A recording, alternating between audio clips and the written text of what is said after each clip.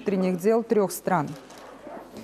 Казахтелеком впервые в республике запустил пилотный проект по созданию в сельской местности сети беспроводного широкополосного интернета. Реализация данной программы позволит устранить проблему информационного неравенства между сельскими и городскими жителями.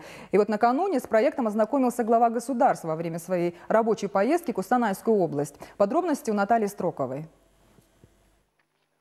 Беспроводные технологии на селе компания внедряет в течение 3 лет. С помощью новых разработок были телефонизированы все перспективные населенные пункты страны. Численность сельских абонентов превысила 1 миллион. Теперь для них внедряют новую услугу. Казахтелеком работает над организацией широкополосного доступа ко всемирной паутине, которая не требует лишних проводов.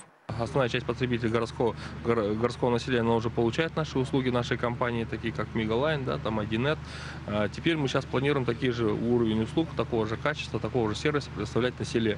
И вот первый шаг мы сделали в Кустанайской области, в 3 районах. Мы установили оборудование, которое на базе технологии EVDO 450, она позволяет нам получать уровень сигнала и качества такого же Мегалайна, как и в городских условиях.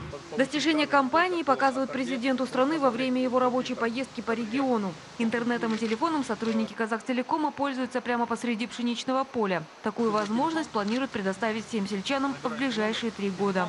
Сейчас мы совместно с государственным органом, Министерством связи и информации отрабатываем возможность именно вопросы субсидирования данных услуг, вопросы вообще финансовой модели реализации данных услуг. Предоставление широкополосного доступа в интернет сельчанам является 2-м этапом проекта по организации беспроводной связи на базе стандарта CDMA 450. Он входит в число прорывных и реализовывается в рамках государственной программы «30 корпоративных лидеров».